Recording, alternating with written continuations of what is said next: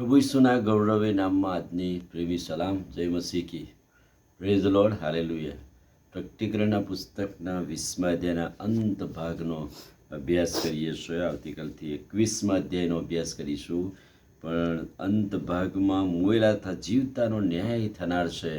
સમગ્ર સૃષ્ટિનો નાશ થશે અને 21મા અધ્યાયમાં સગડું નવું થશે એ વાત. પણ એ જૂનું સગડું જાય અને નવું થાય અને ત્યાં મુવેલા તથા જીવતાનો ન્યાયનો સમય, અંતિમ ન્યાય કરવામાં આવશે.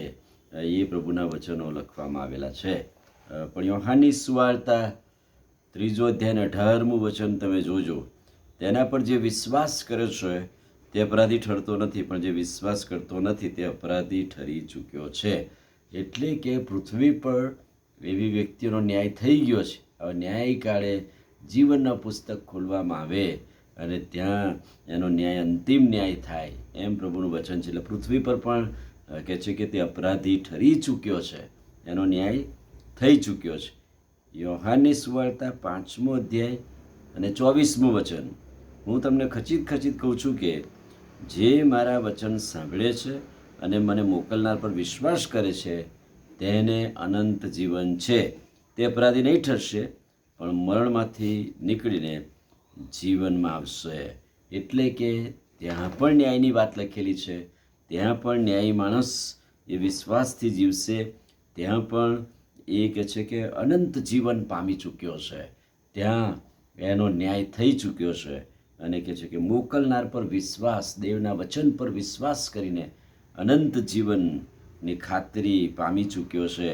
પણ છેલ્લા ન્યાય કાળે એને ઊભા તો રહેવું જ પડશે, પ્રગટ થશે અને વિશ્વાસુ ચાકર તરીકેનું બિરુદ પ્રાપ્ત કરશે. મરણ સુધી વિશ્વાસુ રહે, જીવનનો મુંગટ મળશે.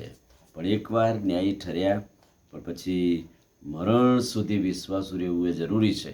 અને એટલે તે સમયે જીવનનો મુંગટ પ્રભુ કહે છે કે હું આપીશ. અને અંત ભાગમાં લખ્યું છે, મરણ તથા હાદેસને અગ્નિની ખાઈમાં નાખી દેવામાં આવશે. અગ્નિની ખાઈ એ જ બીજું મરણ છે. અને એટલે બીજા મરણમાં જેને ભાગ નથી તેને ધન્ય છે, કેમ કે તેને અનંત જીવનની ખાતરી છે. શાશ્વત જીવન, જે જીવનનો અંત નથી, એવી જગ્યાએ પ્રભુ આપણને પ્રવેશ મેળવશે. અને એટલા માટે મરણ ને હાદેસ ને અગ્નિની ખાઈ એ અંતિમ ન્યાય છે અને ત્યાં સગડાએ ઊભા રહેવું પડશે. જેનું નામ જીવનના પુસ્તકમાં નહોતું તેને આ અગ્નિની ખાઈમાં નાખવામાં આવ્યું. એટલે કે પેલું પુસ્તક ખોલવામાં આવ્યું, એનું નામ મળ્યું નહીં, એ તમામને એ અગ્નિની ખાઈમાં નાખી દેવાનું. એ જ બીજું મરણ છે. અને હવે જે નવી વાતો છે, જુઓ સગડું નવું થશે અને નવી બાબતો પ્રકટીકરણના પુસ્તકના 21મા અધ્યાયમાં નોંધવામાં આવેલી છે. એ પણ અનુક્રમે આપણે જોઈશું. આમીન. પ્રાર્થના કરી. પ્રભુ, આજે સવારે તમારા અદ્ભુત ને પવિત્ર વચન માટે આભાર.